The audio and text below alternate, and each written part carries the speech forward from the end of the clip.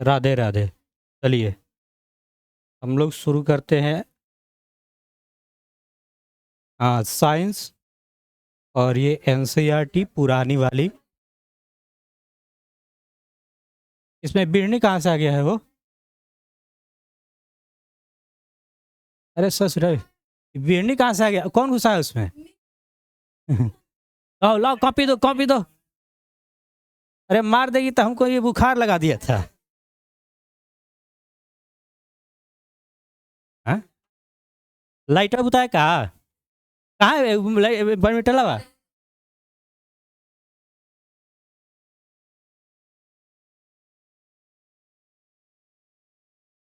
ना लगी तो काट दी। ये ना गोइल, देखना रे, देखो अपने देख के बीरी।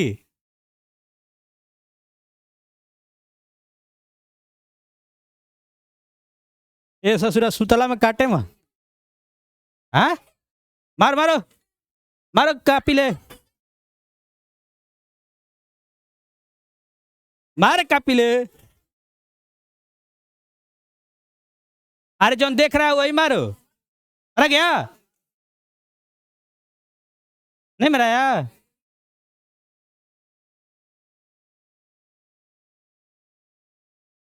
तो क्लास में आज बिरनी घुस गई है, और बिरनी घुस जाए तो क्या होगा भाई? से डर लगता है काट दे। अरे हमको एक बार काट दी थी, नाक पे दागी है यहाँ तक, अब बुखार भी लग गया था, और सही दिन खराब चल रहा है। शांति बनाओ, गर्मी लगेगा तो हल्का हल्का पंखा चला लेना है। कौन सा फैन चाहिए? तो आगे बढ़ना चाहिए ना, वहाँ पे कहाँ जाएगा नीचे?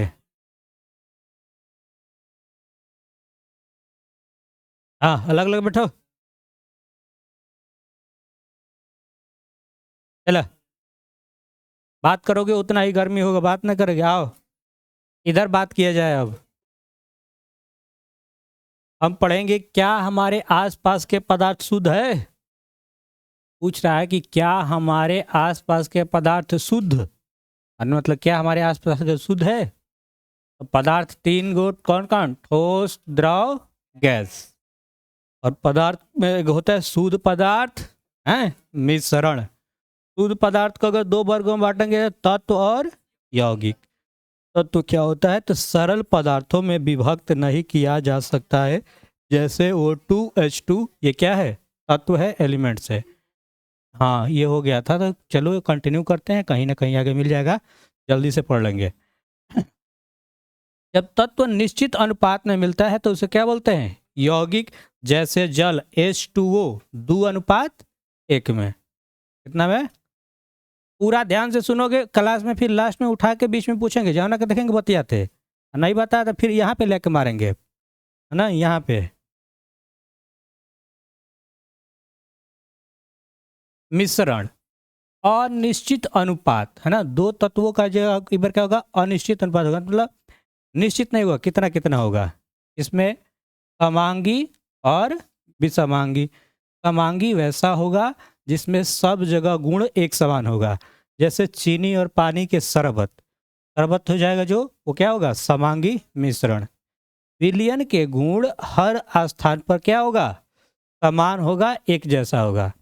विसमांगी, विलयन का गुण असमान, जैसे पानी और रेत फेंट दोगे, रेत बैठ जाएगा, पानी ऊपर हो जाएगा। आगे बढ़ते हैं। यहाँ पे कुछ जैसे दिया है बिलियन। बिलियन में समांगी कण नहीं दिखते हैं ना, समांगी में क्या होगा? कण नहीं दिखेगा। चीनी और पानी घोल लेंगे तो कण नहीं दिखेगा। कण नीचे नहीं बैठते हैं, इसमें समांगी विलयन में कण नीचे नहीं बैठते हैं। खान पत्र, खाना पत्र के आर पार जा सकते हैं। छाना पत्र का मतलब छाना नहीं, शरबत को होता है तो नींबू के भी तो छान नहीं देता है, ना तो धोती से छान देता है। हैं? तो मार दो बढ़िया से, खड़ा होगी तो खड़ा हो तो मार दे, टून देना बस, लगवा लुड़ के।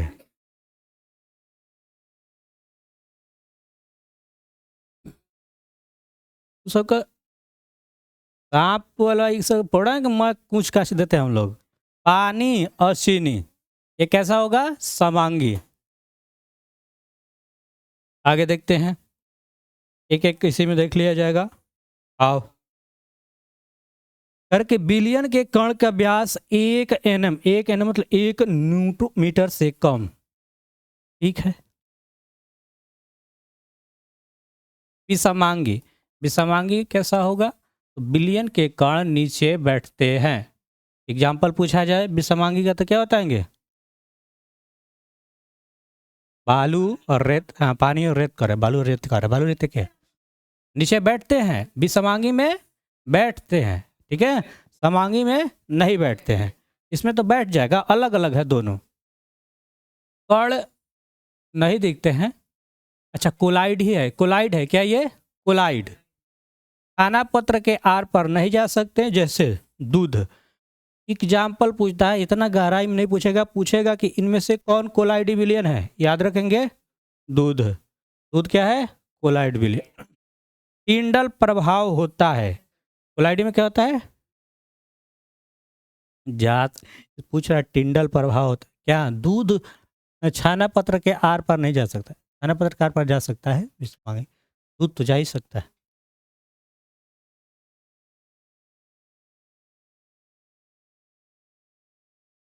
दूध है कोलाइडी।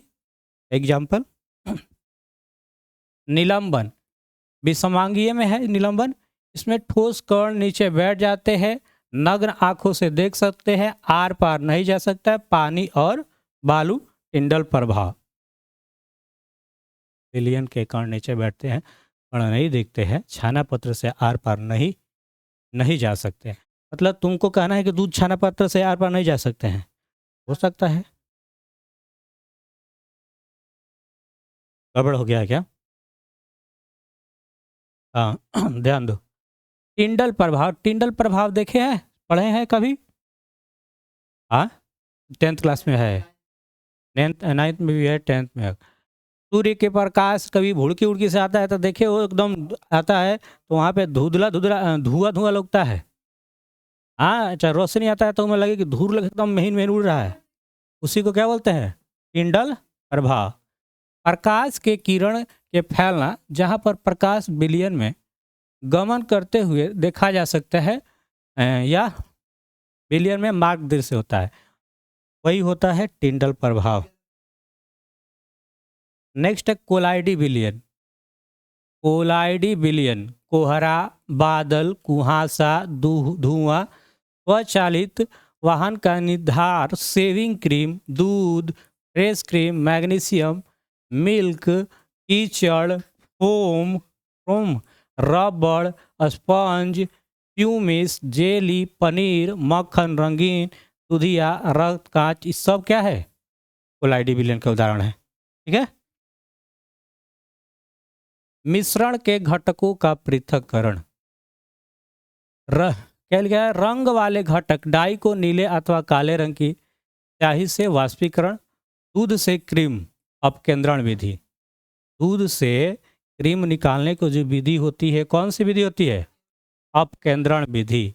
रंग वाले घटक यानी डाई नीले अथवा स्याही, इसको जो करेगा वाष्पीकरण द्वारा।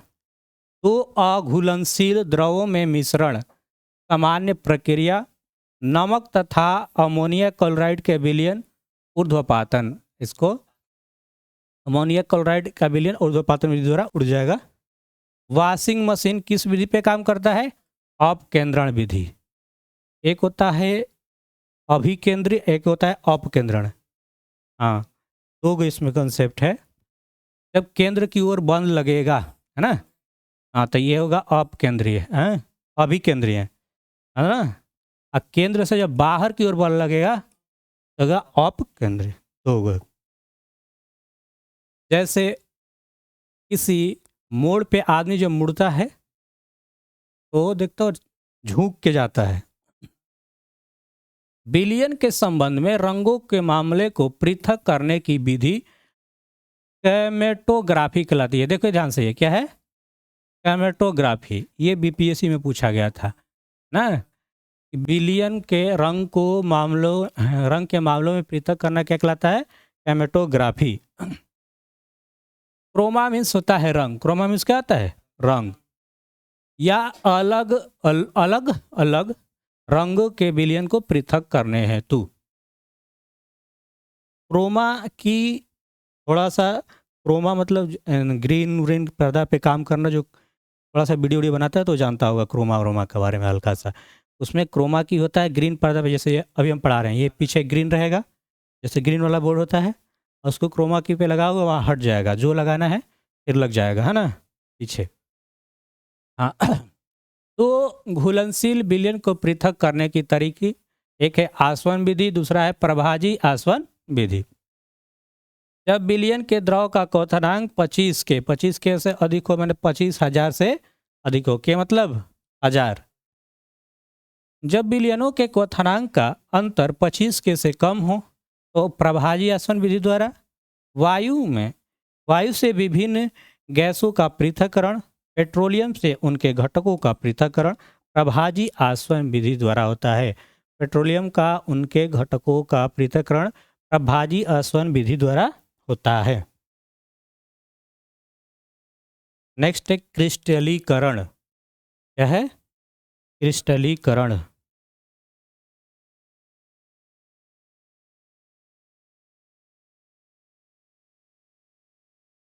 वह विधि जिसके द्वारा क्रिस्टल के रूप में शुद्ध ठोस को विलयन से अलग पृथक किया जाता है। समुद्री जल से नमक को शुद्ध करने में, अशुद्ध नमूने से फिटकिरी को पृथक करने में।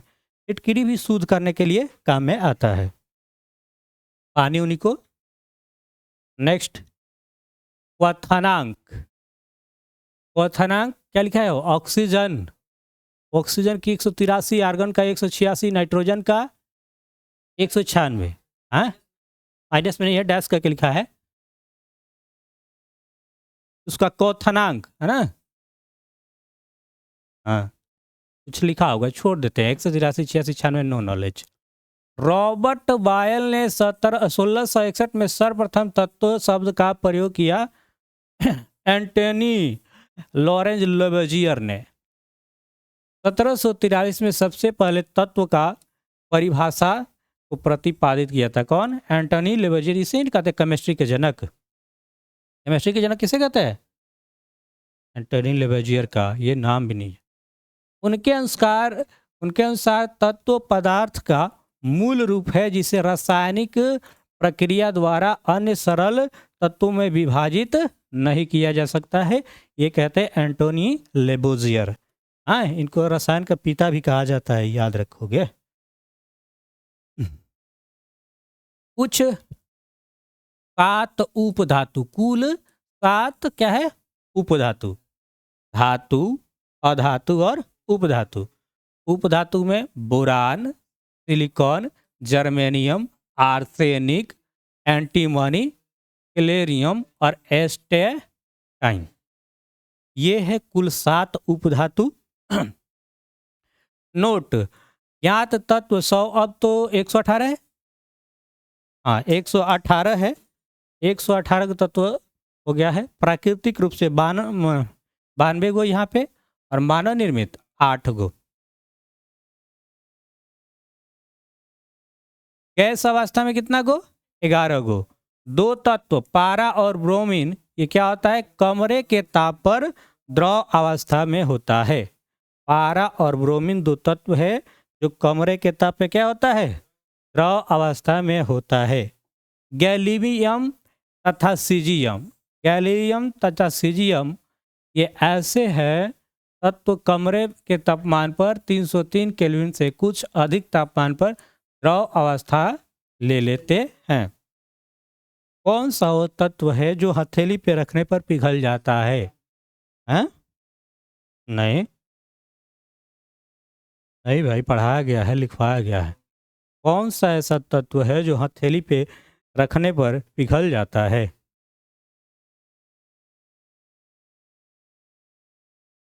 हाँ, तुम लोग को तो 10 में लिखवाए हैं, तुम लोग नहीं पढ़ा कभी? कौन सा ऐसा तत्व है जो हथेली पे रखने पे पिघल जाता है? सोडियम तो काटने, चाकू से काटा जा सकता है। चलो, वही दोनों तत्व कौन था? सीजियम होता है और गैलियम। कन्फर्म कर दे हमारा तो।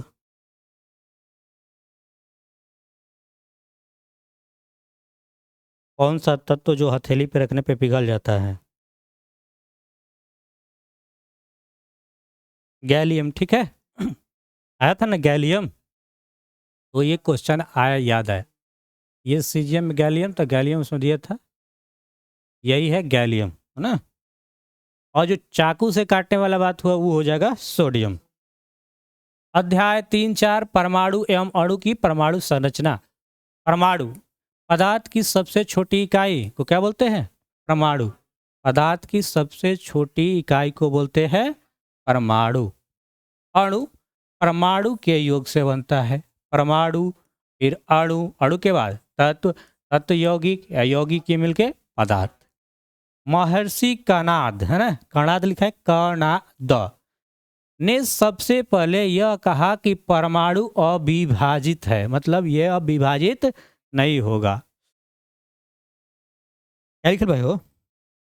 ककुधा कत्याम ने कथन को दोहराया, लेकिन ये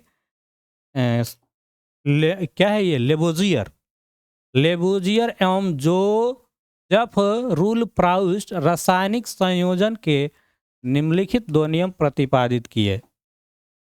पहला, द्रव्य संरक्षण सिद्धांत। किसी रासायनिक प्रक्रिया के बाद द्रव्यमान न तो सृजित किया जा सकता है और न ही नष्ट किया जा सकता है। सृजित मतलब और बढ़ाना, बढ़ाना, बनाना। स्थिर अनुपात का नियम। यौगिक दो या दो से अधिक तत्वों का बना होता है तथा इन तत्वों के अनुपात स्थिर होता है। हाइड्रोजन तथा ऑक्सीजन द्रव्यमान का अनुपात सदैव 1:8 होता है। हाइड्रोजन का खोज किसने किया था, बता सकते हैं? हाइड्रोजन का खोज किसी, कोई बताएगा? जोसेफ पिस्टले किए थे। ऑक्सीजन का, हाइड्रोजन का केवेंडिस। डाल्टन ने वैज्ञानिक रूप यह बताया कि द्रव्यमान कणों से बना है जिसे परमाणु कहते हैं। इनके अनुसार रासायनिक अविभाज्य के दौरान न तो सृजन न ही तो नष्ट हो सकता है। परमाणु के त्रिज्या इसमें मापा जाता है तो नैनोमीटर में। 1 नैनोमीटर में होता है 10 के पावर 9, ना, हाँ, -9, 10 के पावर -9। देख लो, एक कौ को जीरो है, 1 2 3 4 5 6 7 8 9 10, 10 को जीरो है। इस पे 1/, में यही पूछेगा, यही पूछता है 1 नैनोमीटर 10 के पावर, है ना, -9। परमाणु की त्रिज्या कितना होता है? परमाणु की त्रिज्या किसमें मापते हैं? बस। जे थॉम्सन परमाणु मॉडल प्रस्तुत किए। परमाणु मॉडल प्रस्तुत किसने किया? J Thomson. हाँ, जिसे क्रिसमस केक या तरबूज मॉडल भी कहा जाता है। और एक 9th में पढ़ेंगे, 8th में पढ़ेंगे, जहाँ भी केमिस्ट्री ये बात आएगी तो आप पढ़ेंगे। अगर आप आगे क्लास में उसमें भी पढ़ेंगे, एनसीईआरटी का नोट्स है। ये पूछा जा सकता है आपसे, हैं कि परमाणु मॉडल किसने प्रस्तुत किया? तो जे थॉम्सन। जिसे क्रिसमस केक या तरबूज मॉडल भी कहा जाता है, 9th में पढ़ेंगे। इनके अनुसार परमाणु को भी विभाजित किया जा सकता है। ठीक है, परमाणु को विभाजित किया जा सकता है। धनात्मक इलेक्ट्रॉन, धनात्मक तथा इलेक्ट्रॉन ऋणात्मक में, इलेक्ट्रॉन धनात्मक गोले में धसे होते हैं। रदरफोर्ड का परमाणु मॉडल। रदरफोर्ड का परमाणु मॉडल अल्फा कण प्रकीर्णन द्वारा केंद्रक की खोज किसने किया था? रदरफोर्ड ने। रदरफोर्ड ने अल्फा कण के प्रकीर्णन द्वारा केंद्रक की खोज किए थे। इन्होंने सोने की पतली परत ली जो लगभग 1000 परमाणु के बराबर थी, है ना, और इस पे अल्फा कण का प्रकीर्णन कराया। वहां से इन्होंने केंद्रक की खोज की थी। कथन: परमाणु के भीतर अधिकतर भाग खाली है। परमाणु के बीच में केंद्रक है जो धानावेशित है। परमाणु का संपूर्ण द्रव्यमान नाभिक में होता है। इलेक्ट्रॉन नाभिक के चारों ओर गति करते हैं। नाभिक का आकार परमाणु के आकार से कम होता है। कभी भी इलेक्ट्रॉन के गति हेतु ऊर्जा कहाँ से प्राप्त होता है? तो इस मॉडल से परमाणु स्थिरता की व्याख्या नहीं हो पाया। तो इसको पूरे डिटेल में 9th में अगर पढ़ेंगे तो ये बात हम पढ़ाए होंगे, देखेंगे उसमें परमाणु का ये दिएगा मॉडल, पूरा डिटेल से दिया गया है। तो क्यों फ्लॉप हुआ? तो इस मॉडल में परमाणु की स्थिरता का व्याख्या नहीं हो पाया। नेक्स्ट है बोर का परमाणविक मॉडल। यहाँ से भी क्वेश्चन बनते हैं, ध्यान देंगे। 1922 में नील्स बोर को परमाणु की संरचना पर योगदान हेतु उन्होंने नोबेल पुरस्कार मिला। उनको कौन सा पुरस्कार मिला? नोबेल पुरस्कार। इलेक्ट्रॉन अपने निश्चित कक्षा में चक्कर लगाते हैं। निश्चित ऊर्जा के साथ परमाणु की अंतिम कक्षा भर जाती है तो परमाणु स्थिर होगा और कम क्रियाशील होगा। देखो ये है, यहां से हम निकालने बता देंगे।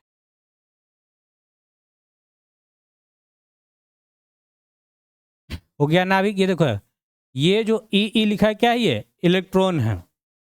ALMN इसमें भरने का 2 8 18 32 फॉर्मूला होता है कोषों की संख्या 2 8 8 18 32। देख लो ना, फॉर्मूला क्या आता है? 2n²। जितना रखोगे उतना आएगा। मान लो ALMN और आगे बढ़ते जा तो 2 गुणे 1 1 रखा है, ठीक है। 2 ये हो गया 4 4 दूना 8 3 के स्क्वायर 9 9 दूना 18। ये रखा है 4 4 के स्क्वायर 4 4 के 16 16 दूना 32, ठीक है। नाभिक में होता है प्रोटॉन और न्यूट्रॉन। नाभिक में क्या होता है? प्रोटॉन और न्यूट्रॉन। और इलेक्ट्रॉन जो है ये देखो घूम रहा है ना, ये है इलेक्ट्रॉन। इसको कोष बोलते हैं KLMN। इसको नंबर दे दिया 1 2 3 4। अगर वहाँ पे कोषों की संख्या कई बार जनरल कंपटीशन में भी पूछा जाता है, चाहे तुमसे भी पूछा जा सकता है कि कितना होगा, M में कितना होता है, N में क्या होता है, चाहे प्रथम कोष में चाहे दूसरा कोष में। ये फॉर्मूला याद होना चाहिए। 2n²। जितना का निकालना है उस पर रख लेंगे। सबसे बाहरी कोष में इलेक्ट्रॉन की संख्या अधिकतम कितनी हो सकती है? 8। कोई तत्व अपने बाहरी कोष में 2 या 8 इलेक्ट्रॉन रखना चाहता है। 2 या 8। संयोजकता। संयोजकता देखो या ध्यान से। सोडियम के परमाणु संख्या 11, 2 और 8 है ना। 2 और 8 हो गया। ये क्या है? मैग्नीशियम। तो 2 8 2। इसका संयोजकता क्या हुआ? 1 इसका 2 16। सल्फर तो 2 8 6। तो ये अपने साथ या तो 2 क्या रखना चाहेगा? 8 गो लास्ट में। कितना होगा संयोजकता? 2 गो। अरे वह संयोजकता संयोजिता लिखा है। अंतिम कक्षा में 8 करना होता है। कितना करना होता है? 8।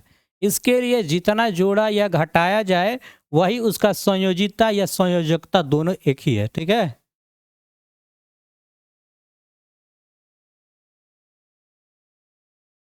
परमाणु संख्या को Z से सूचित करते हैं। परमाणु संख्या किससे सूचित करते हैं? Z से सूचित करते हैं। नाभिक में उपस्थित प्रोटोनों की संख्या निकालना हो तो Z बराबर होता है प्रोटॉन। मतलब नाभिक में परमाणु संख्या बराबर प्रोटॉन संख्या, ठीक है। Z बराबर P। अगर P मालूम हो तो Z, Z मालूम हो तो P। द्रव्यमान संख्या, द्रव्यमान को A से सूचित करते हैं। किससे? A से। इसमें प्रोटॉन और प्लस न्यूट्रॉन दोनों को मिलाएंगे तब क्या बनेगा? द्रव्यमान संख्या। द्रव्यमान संख्या में प्रोटॉन और न्यूट्रॉन। न्यूट्रॉनों की संख्या तो A- Z, यानी द्रव्यमान में से ये घटा लें क्या चीज? परमाणु की संख्या। ये सारा फॉर्मूला है, सब काम करने वाला। जब काम पड़ेगा तो मालूम होना चाहिए कंसेप्ट कि हमको मालूम न्यूट्रॉनों की संख्या निकालना है। इसमें जो कुछ दिया रहेगा तो मालूम हो धरेंगे उसको। समस्थानिक। समस्थानिक नाम सुने होंगे। दो या दो से अधिक तत्व जिनका परमाणु संख्या समान हो। परमाणु संख्या क्या होगा? सेम। जबकि द्रव्यमान संख्या अलग अलग, उसका द्रव्यमान संख्या क्या होगा? अलग अलग। जैसे हाइड्रोजन के 3 समस्थानिक होते हैं, याद रखेंगे, ये भी पूछा जा सकता है कि हाइड्रोजन के कौन समस्थानिक? 3 गो। हाइड्रोजन, पोर्टियम H1, ड्यूटेरियम H2 और ट्रिटियम H3। हाइड्रोजन का कितना समस्थानिक? 3 गो। पोर्टियम, ड्यूटेरियम, ट्रिटियम। ड्यूटेरियम को कहते हैं भारी जल। ड्यूटेरियम का कहते हैं भारी जल। इसका सूत्र होता है D2O। क्या होता है? D2O। मंदक के रूप में प्रयोग होता है। किसके रूप में? मंदक। मंदक नाभिकीय रिएक्टर में ये मंदक के रूप में काम करता है। जो भी अभिक्रिया है उसको धीमा करने के लिए प्रयोग किया जाता है ड्यूटेरियम का। ट्रिटियम ये रेडियो एक्टिव है। हाइड्रोजन कितना समस्थानिक? हाइड्रोजन की खोज किसने किया था? कैवेंडिश। समस्थानिकों का प्रयोग, समस्थानिक का प्रयोग भी होता है, जैसे कोबाल्ट 60। डायरेक्ट क्वेश्चन पूछा जाएगा कि कैंसर के उपचार में किस समस्थानिक का प्रयोग होता है? कोबाल्ट 60। कैंसर के उपचार में किस कोबाल्ट का कैंसर के उपचार में किस समस्थानिक का प्रयोग होता है? कोबाल्ट 60। C14 है ना, इसको बोलते हैं कार्बन डेटिंग विधि। C14 क्या होता है? कार्बन डेटिंग विधि। इससे जीवाश्म का आयु पता करने में, है ना, मोहनजोदड़ो में जो खोज हुआ था तो वहाँ पढ़ेंगे कि C14 पद्धति द्वारा इसका आयु का आकलन इतना इतना किया गया। तो कार्बन 14 पद्धति से जीवाश्मों की क्या होती है? आयु निकाला जाता है। ट्यूमर का पता लगाने में आर्सेनिक 74। ट्यूमर का पता लगाने में आर्सेनिक 74। थायराइड के उपचार में आयोडीन 131। ये सारा का सारा समस्थानिक है। कोबाल्ट 60 कैंसर में, बोलो काहे नहीं बोल रहा रे? C14 किसमें? कार्बन डेटिंग विधि में। आर्सेनिक 74 ट्यूमर का पता लगाने में। आयोडीन 131 थायराइड के उपचार में। थायराइड बुझाता है। थायराइड से कौन सा अंग प्रभावित होगा? काला। सर्वाधिक समस्थानिक पोलोनियम का होता है। 1 नंबर का क्वेश्चन, किसका सबसे ज्यादा समस्थानिक होगा? पोलोनियम का। पोलोनियम का सबसे ज्यादा समस्थानिक पोलोनियम का। पोलोनियम होता है, PO लिख दिया। यूरेनियम एक समस्थानिक का उपयोग परमाणु भट्टी में ईंधन के रूप में प्रयोग किया जाता है ना। यूरेनियम 238 का। घेघा रोग के इलाज में आयोडीन 131 का प्रयोग होता है। पढ़ लिया, अभी पढ़े थे ना कि घेघा रोग के इलाज में, यानी यहाँ पे था ना I131 थायराइड के उपचार में, वही है घेघा रोग इलाज में 131। घेघा आयोडीन की कमी से होता है, घेघा हो जाता ना, घेघा। अलग अलग परमाणु संख्या वाले तत्व जिनकी, हाँ देखो ये संभारिक पढ़ रहे हैं, अलग अलग परमाणु संख्या वाले तत्व जिनकी द्रव्यमान संख्या समान हो संभारिक कहलाता है। इलेक्ट्रॉन के खोज किसने किया था? J.J. थॉमसन। प्रोटॉन का गोल्डस्टीन और चार्डविक ने परमाणु के अंदर न्यूट्रॉन के खोजा। हम लोग याद किए थे ईटा पर नाच, है ना, ईंट पर नाच। और रदरफोर्ड इसका चेला था ना, गोल्डस्टीन।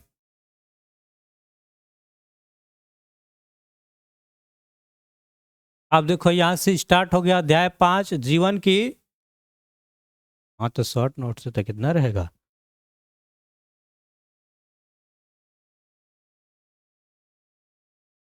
भाई 46 हो रहा है। चलो देखते हैं ध्यान से। जीवन की मौलिक इकाई, ये खत्म हो जाएगा, फिर एक एक जैसे लिखवाना है वो से लिखवाते चलेंगे, पढ़ाते चलेंगे। इसको पढ़ा दे लेने दो। ये सब कितना है? 6, 7, 8, 9 का होगा शायद ना, 9, 10 का। 9 चल रहा है, इसके बाद एक 10th होगा, बस खत्म हो जाएगा। जीवन की मौलिक इकाई, तो जीवन की मौलिक इकाई क्या होता है? कोशिका। एक कोशिकीय जीव अमीबा, एलिमिनोडोमोनास पैरामीशियम बैक्टीरिया। कोशिका के खोज रॉबर्ट हुक किए थे कब? 1665 में। वो कैसी कोशिका थी? मृत कोशिका। डिटेल बहुत पढ़ लिए थे कि कर के छाल से, है ना। जीवित कोशिका खोज किसने किया था? ल्यूवेनहॉक 74 में। केंद्रक के खोज कोशिका के खोज किया था रॉबर्ट ब्राउन 1831। जे.ई. पुरकिंजे ने जीव द्रव्य का नामकरण किया। जीव द्रव्य का नामकरण किसने किया? तो पुरकिंजे ने। पूरा नाम आना रहे तो पीछे वाला याद रहना चाहिए, पुरकिंजे ने।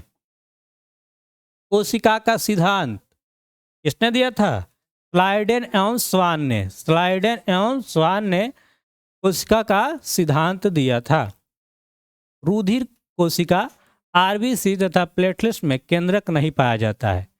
आरबीसी तथा प्लेटलेट्स में केंद्रक नहीं पाया जाता है, लेकिन अपवाद में है ऊंट और लामा, जिसके आरबीसी में केंद्रक पाया जाता है।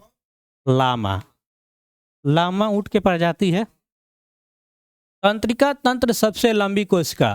सबसे लंबी कोशिका तंत्रिका तंत्र, है ना। अंडाणु सबसे बड़ी कोशिका। हाँ, अंडाणु किसमें पाया जाएगा? पुरुषों में। महिलाओं में, कह रहा है महिलाओं में। कोशिका के अंदर विशिष्ट अपघटक कोशिकांग कहते हैं।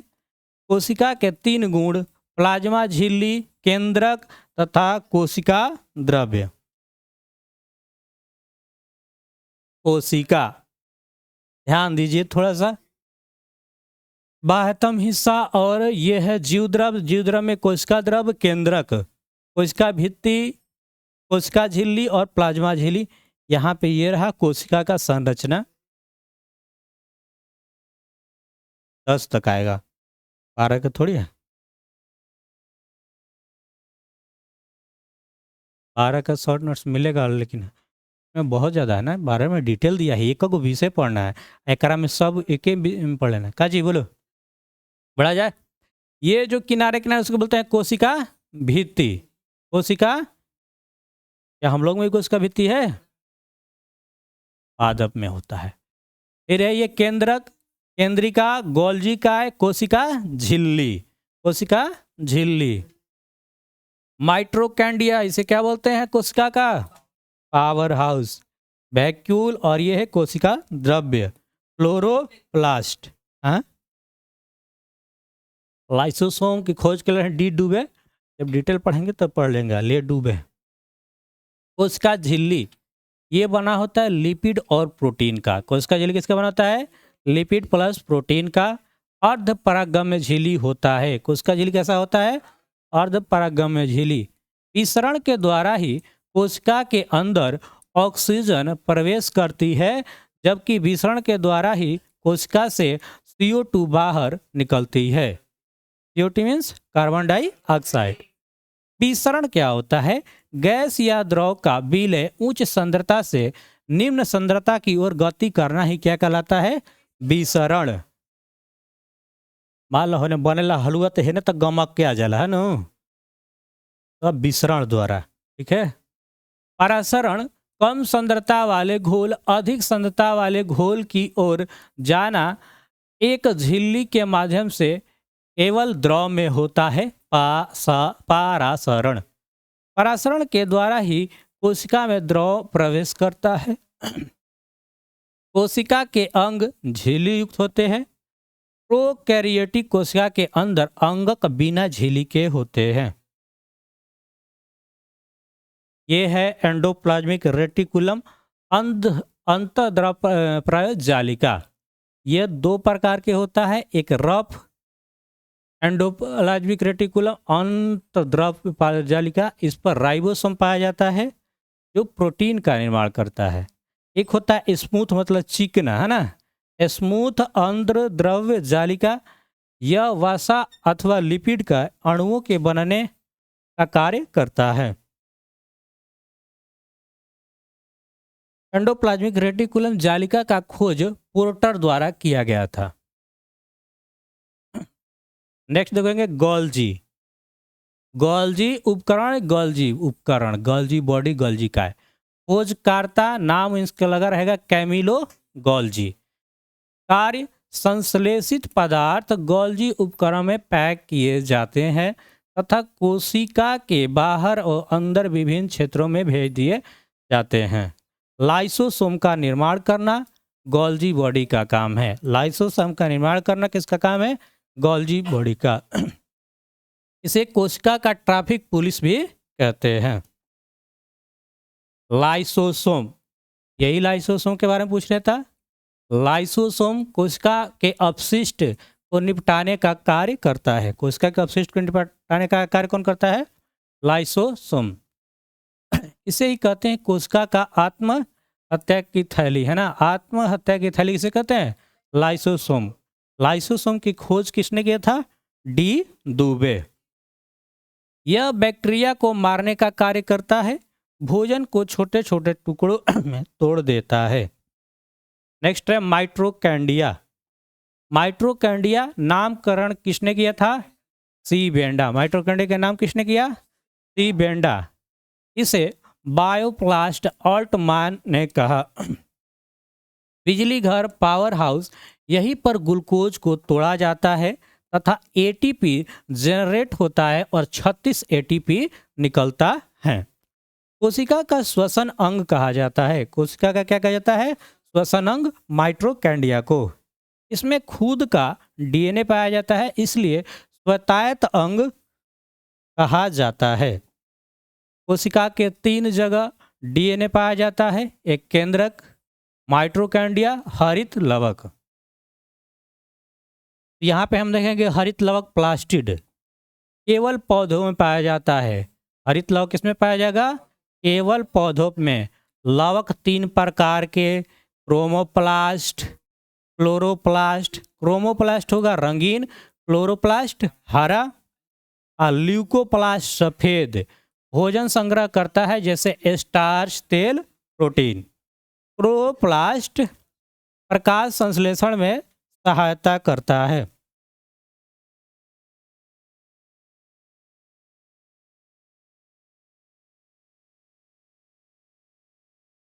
राजधानी कह रहा है, राजधानी का।